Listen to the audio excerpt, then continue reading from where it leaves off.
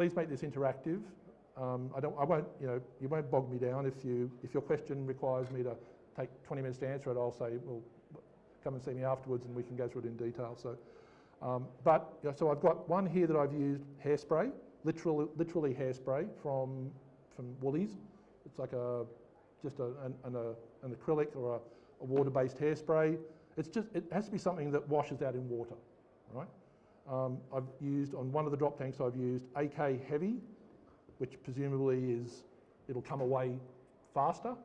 AK Worn, which is, they've now changed, I noticed today I bought another bottle of it, they've changed it to now it's called AK Scratches, so not worn. So if you just want to do like scratches and you don't want it to come off in big sections, then it's probably a little bit more. And then the other one I did, just to see how it works, is I've done 2 layers. So on this one, on all of these I put a layer of aluminium, to represent the metal. I then I brush painted on using just a soft, brush. I basically, you dip it into the clear fluid, and you can come up and have a look, but it's sort of got the consistency. It's not watery, but it's not thick. So it brushes on very nicely. And you're probably wondering, well, why don't you airbrush it? And that's what I used to do. But what happens when you airbrush water through an airbrush and you spray it onto something? What's the first thing that happens? It beads, right? You get all these little beads, like it clumps together, like it doesn't give you a smooth coat, right? And that's the last thing you want with a chipping medium, because where's it going to chip? It's only going to chip where the stuff clumped, right? So then you get these nice, perfectly round circles of chipping, and it's like, oh, that doesn't look very realistic, right? So I find that brushing it on, like you load up your brush, and then you paint it on, and it actually gives you a nice smooth coat, all right? So that's another, I guess, tip from the field. So basically it was aluminium, and then I brush painted on the various different, the different types and the hairspray. I let that dry, and it only takes 10 minutes to dry, because it's like hairspray, right? So people use it to put in their hair. You don't want it to take 24 hours to dry. And then for the rest of them, I basically just then put a coat of, and this is Tamiya acrylic paints. I very rarely use Tamiya acrylic paints anymore. I've sort of moved to lacquers. I love lacquer paints like MRP, Tamiya lacquers, Mr. Colour, etc. And they do chip quite nicely, but I thought most people probably still use Tamiya acrylics, so I thought I'll use what most people would use. So this green colour is Tamiya something or other. Oh no, what is it? I can't remember. Here it is. I bought it. Tamiya or khaki drab, XF51, right? So that's the 3 of them have got that. The one that I did 2 layers on, I went, okay, so in a real aircraft, you've got the skin, the aluminium, then you've got a primer, like a zinc chromate or something, and then you've got the colour, right?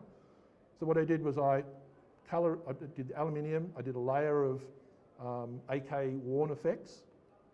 I then waited for that to dry. I then sprayed a coat of yellow-green to simulate like a zinc chromate primer. Waited for that to dry. I then did another layer of the chipping medium, and then I put the green on, right? So it's only going to work really well. It's going to embarrass me, but we'll see what happens, right? So, because to me, that's kind of about as realistic as you can get, because hopefully some of it will chip through to the silver, and some of it will only chip through to the primer, right? So we'll see that in real time. So it wouldn't work if you used enamels as a primer? What you need is something where the water is going to soak through. Right. Because for this to work, the paint has to be somewhat porous to water so that the water will seep through and hit the hairspray or the chipping medium, and then it dissolves, and then it lets go, and the paint sitting on top of it comes away, so it chips. That's kind of how it works, right? So that's how all of these different techniques work. So it's different to, as I said before, I've seen a lot of people, mainly because it's easier and it's more controllable, using in wing roots and that sort of stuff, I paint my chips on. I use silver paint and I paint them on. And I get that, but no matter how good a painter you are, it still looks like it's a paint on top of It is much easier if you're just starting out. It's far easier to control it. This can be a little bit unpredictable and a little bit random because you can't really control how much of this chipping medium is going to let go. But there are a couple of tricks where you can, or tips where you can use different implements and different tools to remove it. And I find that you can actually get a surprisingly large amount of control, as well as occasionally like a big piece will come off and you go, oh, okay, that looks all right. As long as it doesn't look artificial, as long as it looks like it was meant to be a big chip or a big scratch or something, then I'm okay with that. So that's the first thing I want to talk about. And then the second thing I want to talk about is panel line washes on like recessed surface detail, and then adding grime. So basically, for panel line washes, and I just realised I didn't bring any of my panel line washes. Okay, there you go. So normally I would, for panel line washes, I used to mix my own back in the days of Testers, Model Master, enamels. All of my weathering on my aircraft is normally enamel or oil based, right? Because the paints are lacquer and they will stand up to pretty much anything you throw at them. And then the clear coats that I put on, these days are either lacquer or I would use an acrylic clear coat. So by using an acrylic clear coat, that kind of protects the underlying paint and decals, right? Because by this stage you've got decals on there as well. Enamels, basically have smaller, finer pigments. Oils have even finer pigments, and so you can get that really nice blending, and right, so it doesn't look like you've kind of painted it on. It looks like it's actually been, it's like worn, it's sort of ground in like the real grime on an aircraft skin. And the other thing you can do with, if you want to build up more grime and different colours, once you've done the panel line wash, then that's when I move into the one I'm using at the moment, which I really like, is the Mr. Weathering colour. And I've done a bit of research on the web to try and find out, well, why does this work so well? Because it's like anything, you try it and you go, oh wow, that works really well, or no, this is really horrible. This one works really well, at least I really like it, because you don't have to be, Micronaldi or, any of these amazing modelers to be able to get very convincing and reasonably quick results, right? So I like this because it comes in about 7 or 8 different shades, everything ranging from, this is called ground brown, right? Because what you want to do with the panel lines is you just want to, it's sort of like a shading, right? You put them in and you don't want it to build up any kind of pigment or anything. It's meant to just be almost like a shadow, because panel lines on aircraft are not, they do accumulate dirt and grime, but in the actual panel line, the reason I like panel lines is because to me, that looks okay, but it's very two-dimensional. It's almost like flat. The moment you put a wash into the panel lines, it just like comes to life. Like it goes from being a two-dimensional object almost into a three-dimensional object. That's why I love panel lines, right? So there's also a bunch of prep work that I always do. People always say to me, oh, how do you get the panel lines and rivets so sharp? It's like, I built that kit and it's a shit kit, right? And the panel lines are horrible and they're not very deep and the panel wash won't stay in them. Well, there's no shortcuts. So basically what I do is I use, and this is long before I ever get to painting or washing, it's all before you even assemble the model. You basically go over the model and you look at it, and after a while you can tell, you go, okay, that panel line's not going to take a wash, right? I don't care how fine your paint layers are, like it's poorly moulded, it's, you name it. Now, the only model manufacturer that you probably wouldn't need to worry about that would be with Tamiya, right, where, the mouldings are that good. But, Kinetic, I'm sorry, they're not quite up to Tamiya standard just yet. And because of the way injection moulding works is flat surfaces tend to have pretty good detail, like they're nice and sharp, all of the panel lines will be okay. The moment you get a curve, like basically like on the edge of where this wing joins, there's a row of rivets along that joint on both sides. And on one side, I've actually gone over it and I've sharpened all the rivets. It got to the point where it got to the back here and the rivets just disappeared, right? They're meant to be there, but with the moulding it just didn't take, right? So on the other side I've left it alone exactly as it comes out of the box, and when I put the wash on it I want to show you the difference, and you can come up and, I don't know how successfully you'll see it on the video, but you know, afterwards you can come up and have a look yourself and go, oh yeah, wow, okay. That looks like, you know, when I do a wash, that's what it looks like, and then over the other side where I've gone over it, and it is time consuming, but you've got to make a decision on, do I want my models to look, you know, really nice with nice panel lines and rivets, or do I want to build them as quick as possible, you know? So the scriber I use, that's a good question.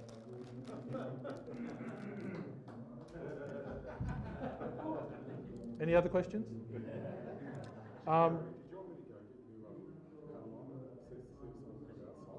What, sorry? Do you want me to see if someone outside is selling the panel line? Nah, it's okay. It's okay. I'll wing it. I mean, you can use, what I'll do is I'll use just some oil paints instead. Yeah, so the scriber, I'm probably like most of you, I've got a drawer full of scribers from every manufacturer known to man over the last 20 years. And the one that I've settled on is what they call the basic plastic scriber from Tamiya, right? Gary, if you hold that down a bit, it'll get in focus on the screen. Yeah, that's probably better. Yeah. It's like $9.95 from any hobby shop, comes with spare blades.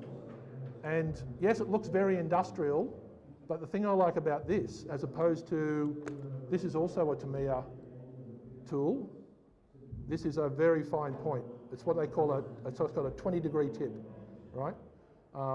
But that, yes, you can scribe, but what that does is it scratches the plastic, it doesn't cut the plastic. So the thing about this is when you scribe with it, and I'll see if I can, I'll do a scribe here. I don't know if you guys can see this, but as I'm pulling back, there's actually a little piece of plastic that's being cut away from the model, right? So it's actually not just scratching the model, the plastic, it's actually cutting. And the thing I like about this is that, yes, it's a big tip and it looks quite industrial, but it's all about how much pressure you use. If you only want a very light, very fine panel line, then you just almost use the weight of the tool. Like, you don't actually apply any pressure, right? So You let the tool do the work. you let the tool do the work, exactly, that's right. You get a Freddo for that one. If I don't give these all away, I have to eat them, right? So that's right. Yeah, so for straight panel lines, this is my go-to tool, right? I love it. I've got 2 or 3 of them, you know, and they come with spare blades and all that sort of stuff, and yeah. And they're basically a rebranded Alpha pea cutter. You know, if you're old enough like me and you go back far enough, Alpha, and it's used for cutting like floor tiles. So a lot of people think, you know, oh my God, that's pretty industrial, right? And it looks industrial, but the tip is incredibly fine, right? So yes, I've actually used this tool for actually cutting through a wing. If you push hard and you pull, it will cut all the way through, right? And so you can do that, but it's also can be used as a very, very, very precision tool, right? So, but it's like anything, like if you're going over recessed panel lines and you're just, you know, lightly sharpening up, what you're doing is you're sharpening the sides and sharpening the bottom. And after a while, you can feel, you get to know, you pull it through a panel line and you go, oh gosh, it's like this in the bottom. And then it's like this on the sides, like marshmallows, you know, like Italieri, you know, like all that. Yeah, you all know what I mean, right? You just got to look at it, right? And so even just using one of these to go over the rivets and sharpen it up, you know, the centre of it, you'd be amazed at how the wash will go where like it won't stay in the spongy bits, it'll go into the sharp bit, right? And all of a sudden, your surface looks like, you know, all these precision, right, really to scale rivets, right? So, For the panel lines, I get your use of that in the Tamiya one. What's the one you use for the scribing tool for the rivets? so this is also Tamiya. So it's basically a Tamiya handle with you buy them separately. So you buy the handle separately and the tip is they call it, it's like a 20-degree angle. And the reason that's important is because when you're doing riveting, and I thought I bought the other tools, but I've also got a drawer full of different riveting or, you know, like needle points. And the reason that is important is because, you know, if you're building, you know, let's say a P51 or a Spitfire where you've got flush rivets, so that, you know, you want them to be small, but then you've got actual fasteners, like Zuz fasteners and so forth.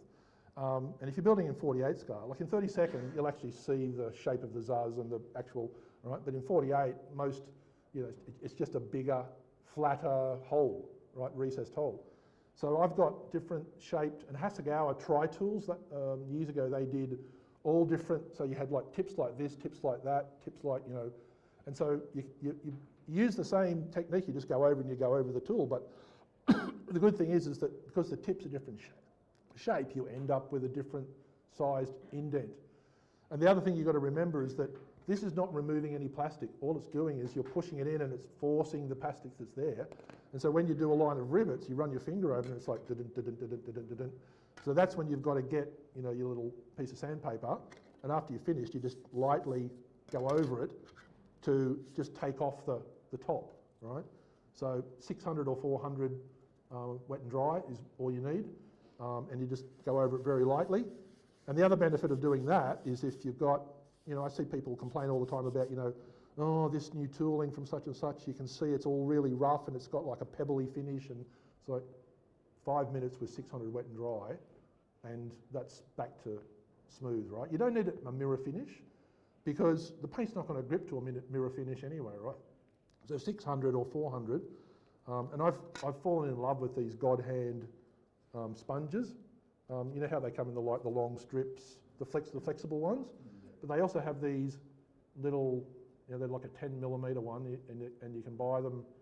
You probably can't buy them in Australia anymore because I've pretty much stocked up and bought everybody else. But you know, you can buy like a pack of 8 or something for like $11, you know, from Hobbyco and Frontline and Metro Hobbies and so forth. So, and they do restock God Hand pretty regularly. So, but yeah, I love these things because the actual abrasive sticks to the foam really nicely. So you can abuse it, you can use it, and so forth. And I normally have one that's like new, you know, a little bit worn, really worn. You know, it's almost like Goldilocks and the Three Bears. You know, just not too hard, not too soft, but just right.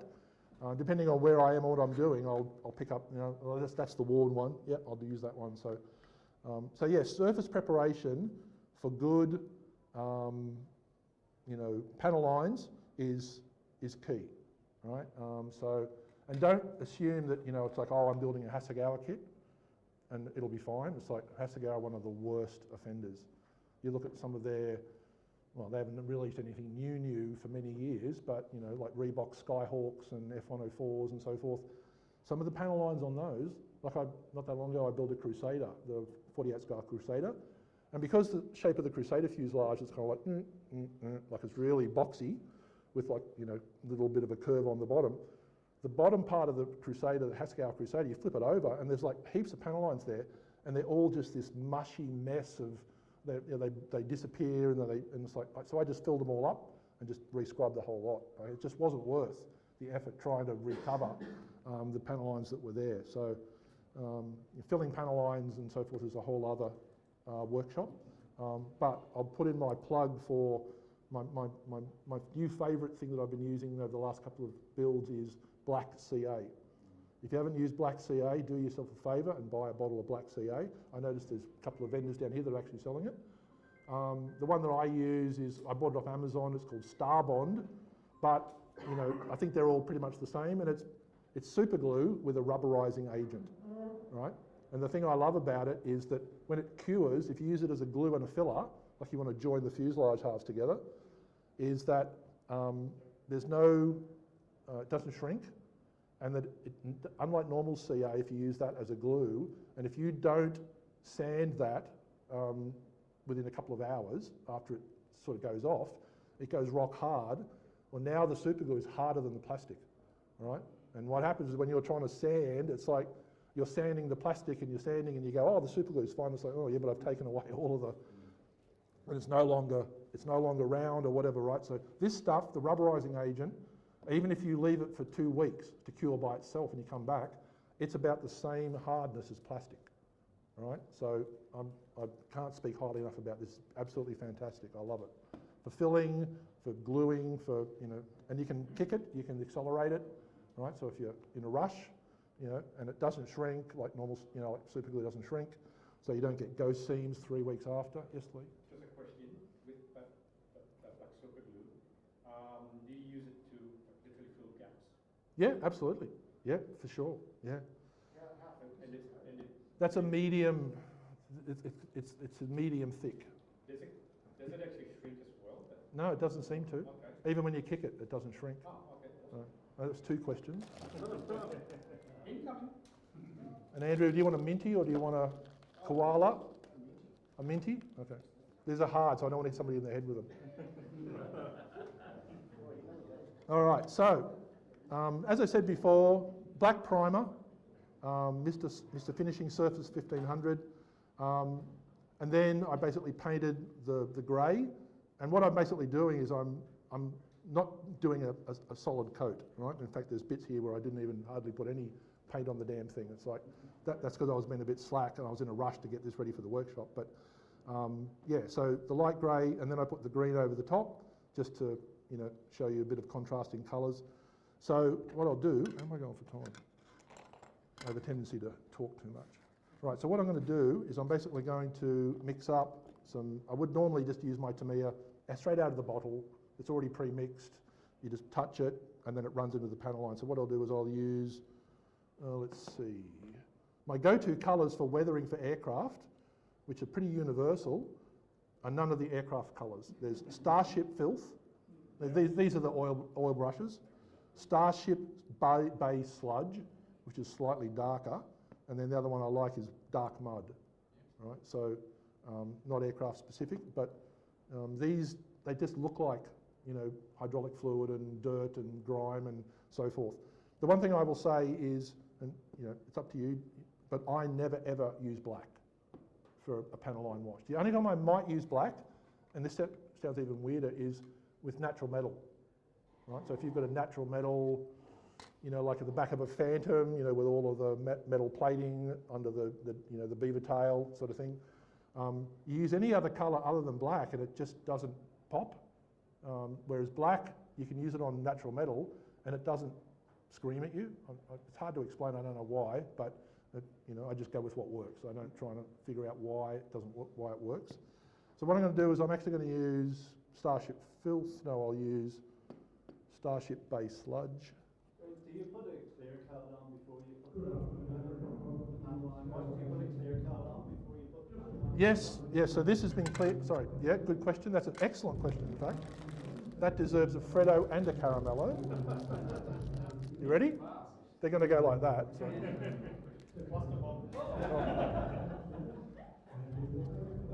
So yes, so even though you probably can't see it, I've actually put a couple of very light coats of Tamiya LP9, which is just gloss clear, all right? You don't need to make it, you know, so shiny you can see your face in it. Like I see modelers, you know, it's like, oh, I've got to get ready for decals. I'm going to, you know, I can't see my face in that yet. It's like another 3 coats. It's like, okay, that you don't need that, right?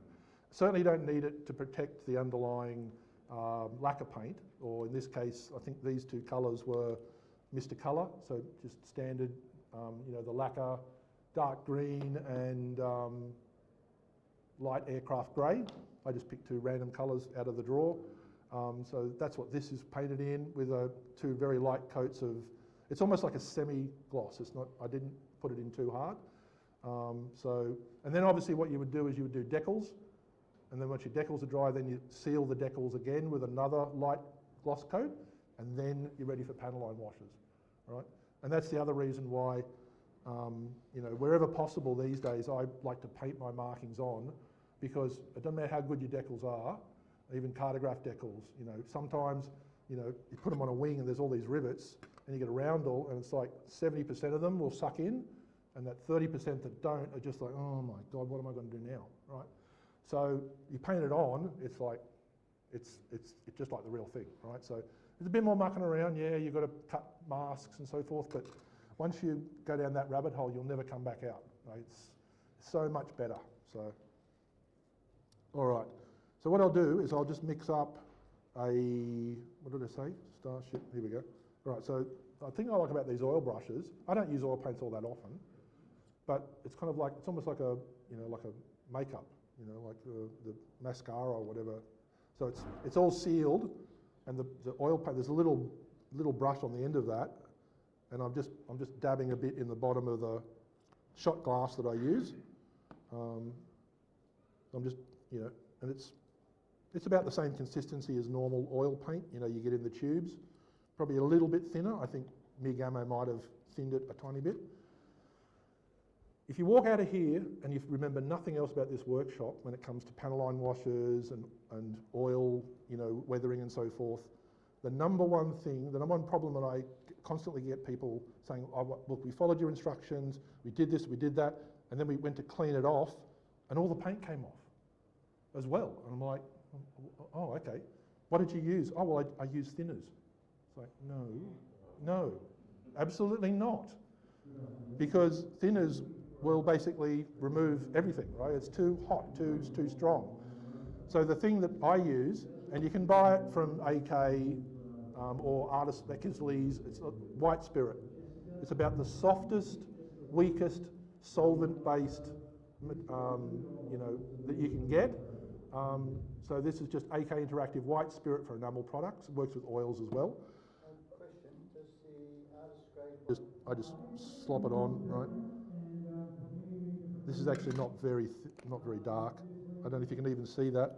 While you're doing that, Gary, how long you've applied it, do you let it dry for before you then... So if it's like, to me, a panel line wash, like an enamel wash, normally, if it's like a 48 scale aeroplane, I'll start at one side of the wing and do it, and then by the time I get over here, I can then go back and start removing, right? So yeah, it goes off pretty quick. So yeah, you don't need to leave it, certainly for a panel line wash. And you can tell when it stops being shiny, then it's not fully set, but it's enough to, it'll stay in the panel lines if your panel lines are sharp. Yeah, so. Why did I have my workshop when this guy's talking for like non-stop?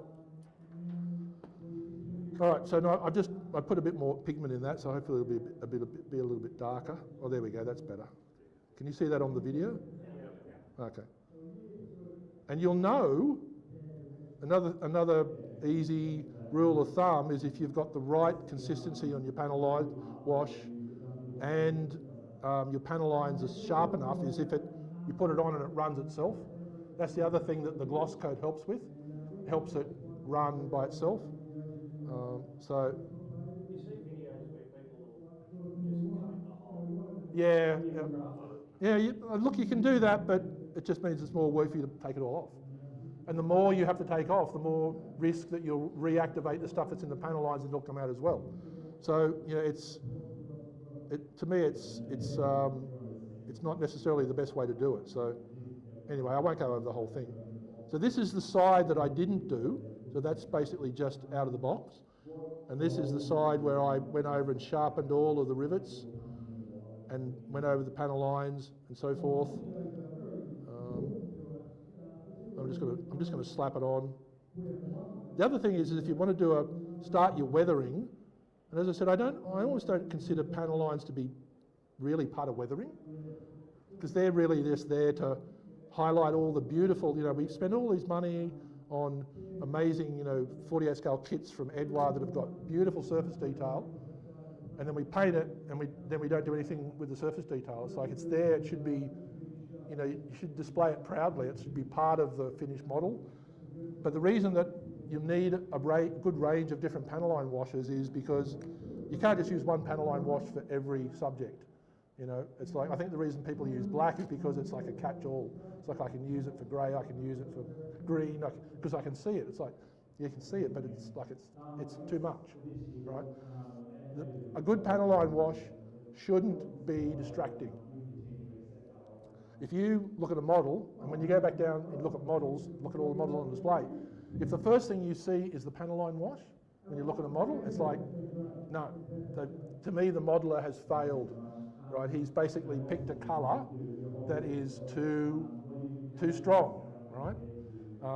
And obviously with modern aircraft, the light greys and all that sort of stuff, it's almost like what you want is you want the viewer to look at your model and go, wow, that looks really good, looks really realistic. And then when they go a bit closer, they look a bit closer, they go, oh, look at all that beautiful surface detail. Look at all of the fine recessed rivets. Like, it's not the first thing that jumps out at you, right? So, and when you combine it with a bit of paint fading, a bit of, different shades.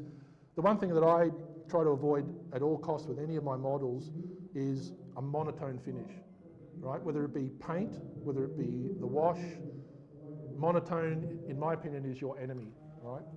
And I know people say, oh yeah, but the aircraft is painted all in one colour. It's like, well, that's fine, but you're making a representation of that aircraft, and you need to make it interesting, and you need to make it, and maybe a little bit of artistic license, but you need to make it interesting for the viewer to look at, right? So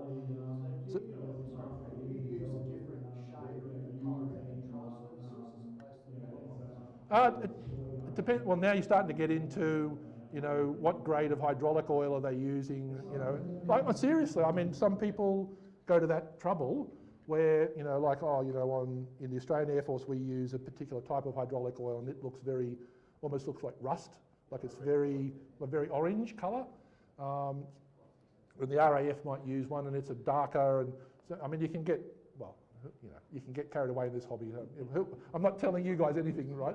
Of course you can get carried away. In general, yes. I always like to mix up, because it just makes it look more realistic, right? Because in real life, things aren't monotone, right? So, and even if somebody looks at it and goes, oh, well, that doesn't look, it doesn't look right. It's the old argument about, on a 48 scale model, you'd never see rivets anyway because they're too small. It's like, yeah, well, if you want to fill in all the rivets on your model and make it look like a paper model, then that's up to you. Like, to me, it's like it's a representation of the real thing, right? So, okay, so that's the wash. Now, that's still got a little bit of a sheen to it, but in the interests of moving things along, what I'll do is I will use. So there's two ways I normally clean off the wash. The one is just use a paper towel, and I just buy like the Coles and Woolworths. Their cheapest serviettes. You buy a pack of 100 for like 90 cents. Actually, I think they've got up to $1 now, right? And the other thing I learned the hard way is, you saw me rip those. They'd all, very, very nicely ripped. They have a grain. Like, paper has a grain. And I didn't know that, right? I learned this a few years ago. So if I rip it that way, see how it rips beautifully? If I fold it that way, and I try to rip it, it's like, oh, okay. Well, maybe I just wasn't concentrating.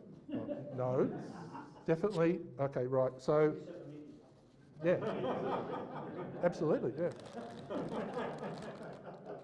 I'm not very good at, yeah. So that I think I stumbled across that accidentally. It's like, but basically it works with, like, these things are going to fold because it's a serviette, so it's going to fold. That's the way you rip it. Right, so you basically fold it that way and you rip it with the grain, right? So and I'm not doing anything special, I'm just ripping it, right? So that's a little free giveaway tip there, right? So the thing I like about this is that you get that same white spirit, not thinner, okay? Repeat after me, white spirit, not thinner. And you basically it's almost like the smell of an oily rag. You just drop a little bit on and you can see it. And then what I'll also do is I'll just almost like get rid of it.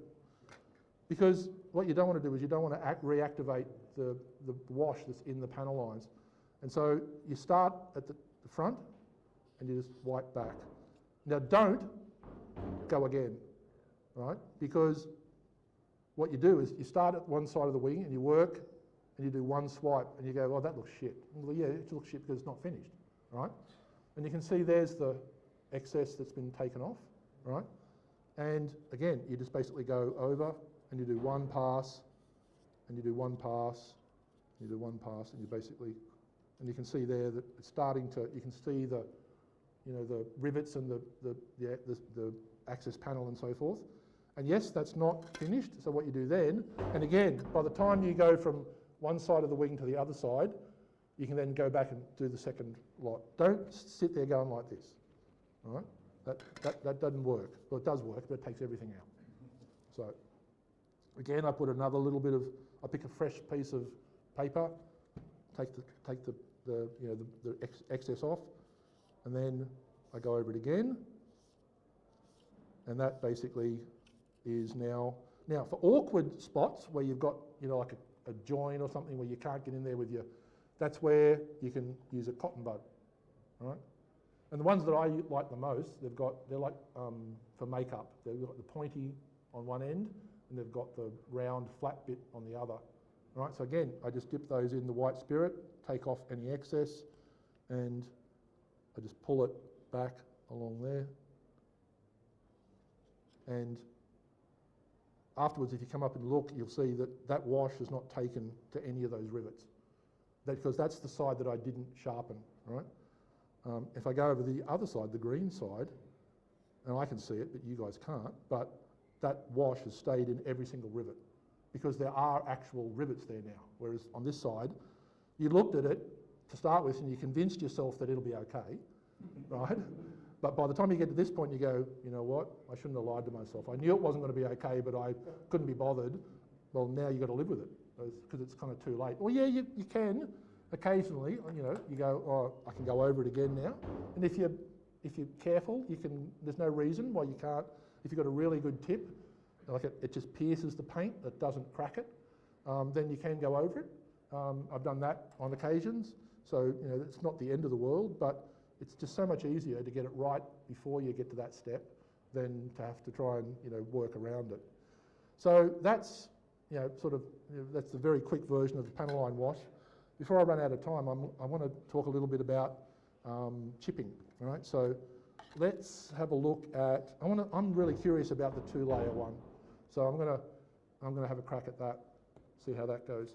So what I'm gonna do is I'm just gonna use just a normal soft brush, and my trusty assistant here got me a glass of water, just tap water. Doesn't have to be distilled or Perrier or anything. I'm gonna load up the brush and I'm just gonna paint, wet the surface, right? And sometimes, you need to proceed slowly because, as I said before, it's a bit of a crapshoot with a lot of this stuff, right? Because you can use the same materials and the same techniques on different models.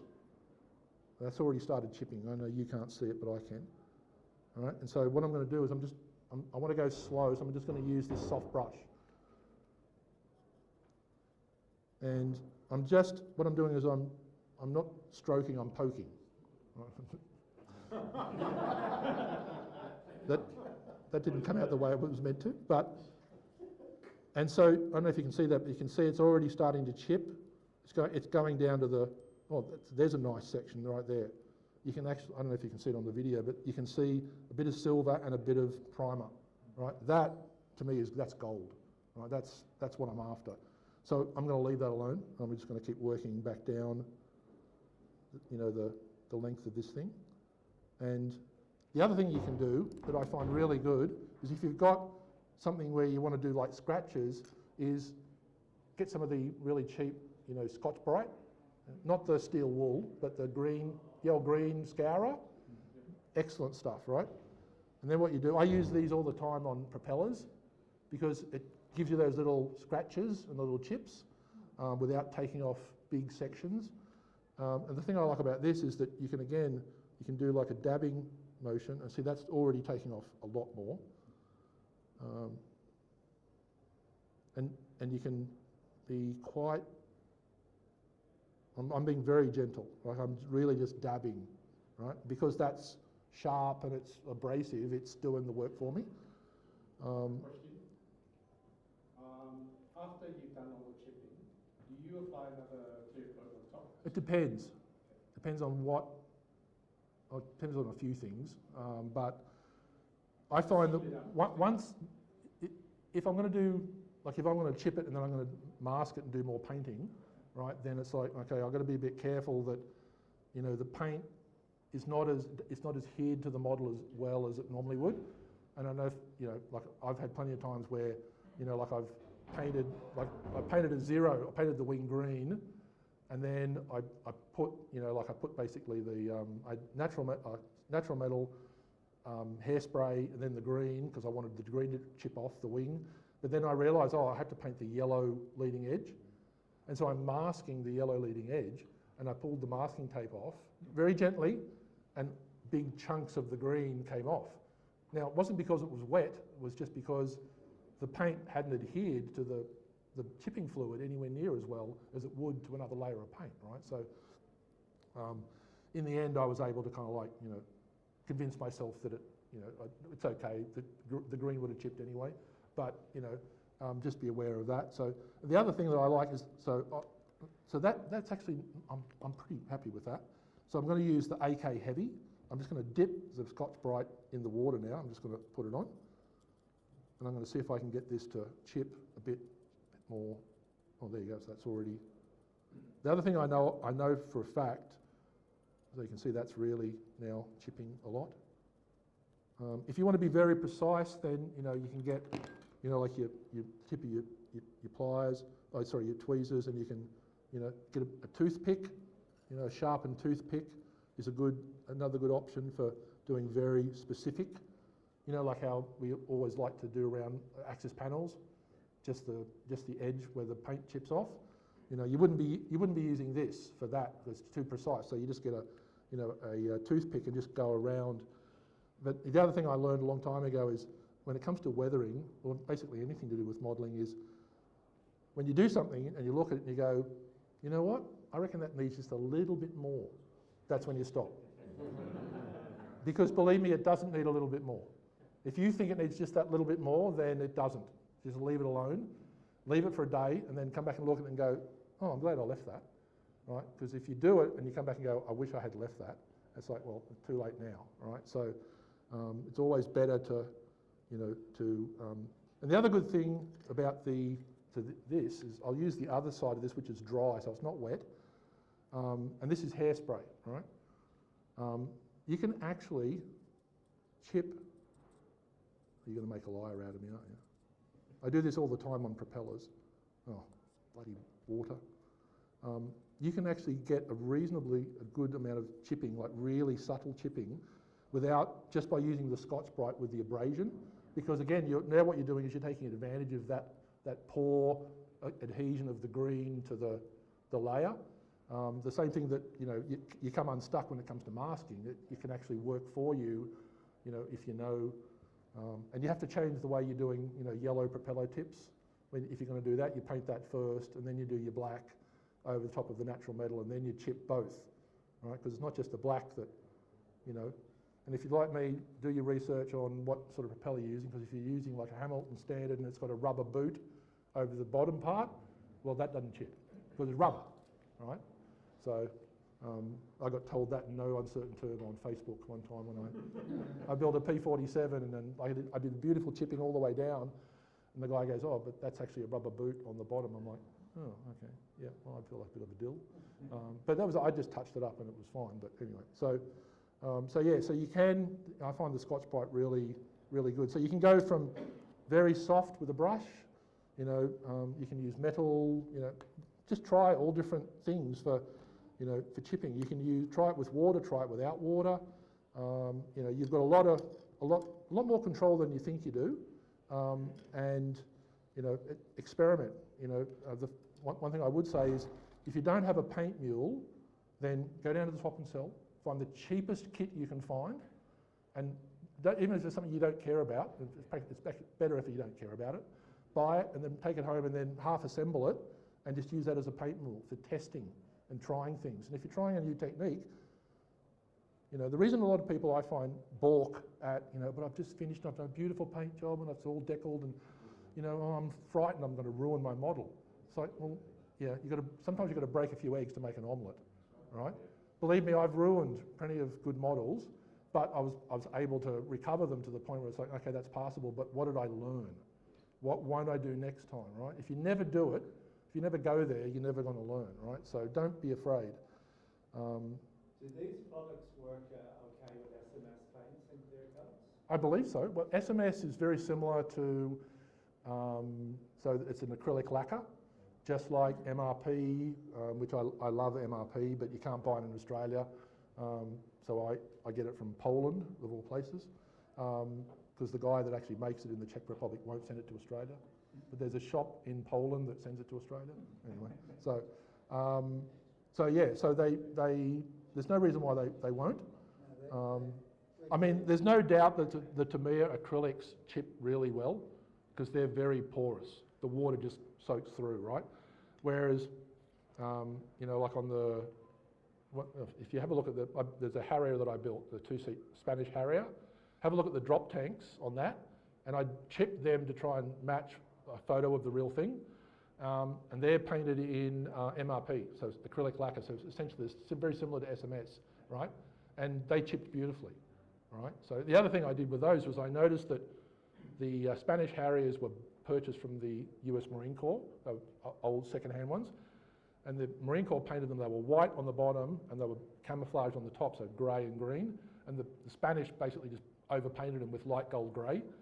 And on the drop tanks, the white didn't chip because it never got overpainted, but the gold grey did. And so I'm like, how can I make it so I only chip on the top section? I'm like, well, I just mask it. So I masked the bottom bit, and then I applied the chipping fluid. So the chipping fluid only went on the bit that I wanted to mask, to chip, right? So, and it worked really well. So, you know, it's just another layer that you're putting into the mix. For those that want to use MRP, you can actually go through BNA stopped getting that a long time ago, years ago, unless they've changed their mind. Recently? They got a restock, did they? I'm amazed that my BNA didn't light up and, you know, back in stock notifications come pouring in. Anyway, so I didn't know that. All right, well, there you go. Okay, I will definitely check that out because I love MRP. I'll use MRP any day of the week. All right, so the last thing, I know we're over time, but no one's kicking me out yet.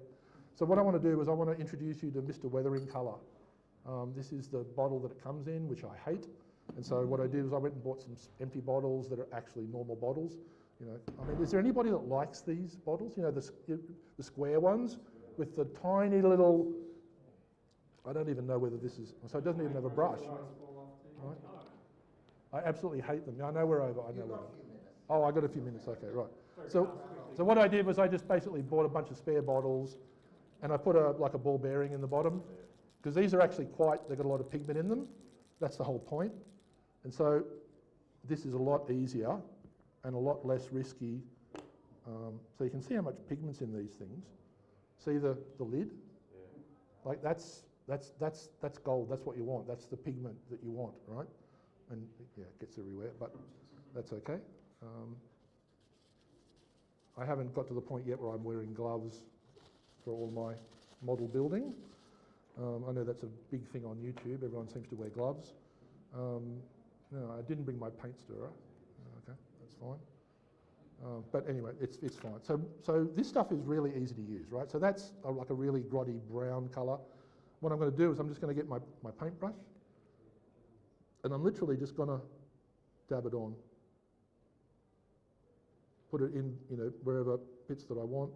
Imagine this was like a wheel well or, you know, like a air brake, you know, section or, you know, somewhere where the oil and the grime accumulates. And that'll actually go off. So at the moment that's quite shiny, like it's still wet. And don't worry about the fact that it's running in there and whatever. And now what we're going to do, the main difference between this stuff and the Panaline wash, the pre-mixed Panaline wash, is that what I don't want to do is I don't want to remove all of this. So what I'm going to do is when that sets, once it actually, you know, sets, not goes hard, but basically, you know, it goes dry enough so that it's not gloss anymore. I'm just going to use, what am I going to use? And not? Okay, good. Artist White Spirit and not thinner, not the Bunnings one. Okay. And what I'm going to do is I'm just going to reactivate it and push it around, right? And push it, and I don't know what it is about this stuff, but it's also really good. You know, one thing I hate about these sorts of products is the high tide marks. You all know what I'm talking about? Where you put the thinner on, then it runs out, and you get this high tide mark, and it's like, oh, that looks horrible. This stuff, when you do it, you will get high tide marks, but then what you do is you just, get a little bit more and you just stipple it, and it just goes away. And it's like, oh, wow, that was actually surprisingly easy. It's like, I thought with this whole weathering thing was supposed to be hard, right? So now this hasn't gone off yet, but what I'll do is I'll just, in the interest of time, I'm just going to load up my brush. And what I do is, because this will basically pick up stuff in the brush. So at the moment, that's just clean thinners, and I'm just going to move it around, and this isn't going to work all that well. And what I'm doing is I'm basically taking off any excess and just brushing it onto the serviette, getting rid of it, because I don't want to put it back on. Right? Again, I just I moisten up my brush, and the other good thing about this is that you can actually blend multiple colours. So I've got here like stain brown, which is like a reddy sort of colour. I've got multi-black, which you can also, for very spot, where you've got, like a hydraulic fluid is basically leaked or something, then you can. And the other interesting thing about this stuff is because I'm pretty sure that it's actually like oil pigments that are actually suspended in there. It's very, very fine, and what you can do is, depending on, so remember this is like a gloss finish. I find what works best is semi-gloss, because it's got enough bite, because what you don't want, with a panel line wash, you want the stuff that's on the top to like just go away, make it easy to go away. With this, you actually want it to have a bit of bite. If you make it matte, it's too much, because then you put it somewhere and it's like you'll never get rid of it. So if you didn't want grime in that spot, then too bad, so sad, because it's not going anywhere. All right, so, all right, I've run out of time, but thank you. I hope it's been interesting.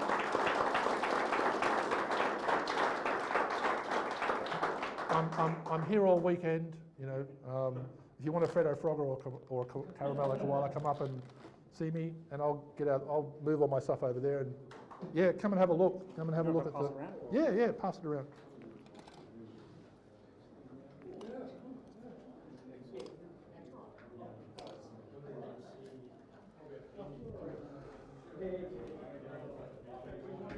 The effect is way better, but I'm not at the point where I can afford to paint things twice. Yeah. Or at the school. And the other thing is that once that's dry, then you can then put your washes over it. Right? I'm not even at washer stage yet. Yeah, but once I get there. Yeah, it looks really good.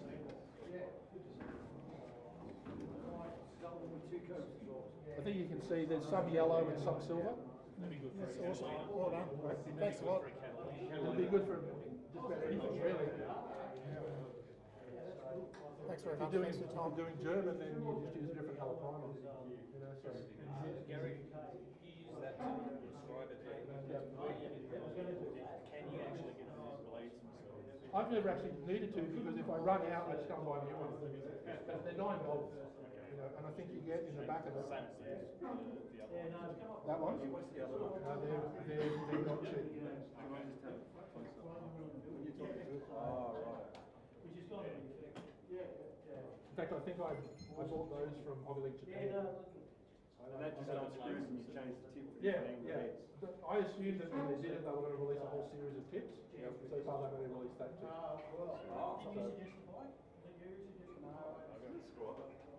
Yeah, it's they call it a needle point. You search for, to me, a needle point. That's what it is. So that's the one that just scratches, it doesn't actually. Yeah, but I mean that you would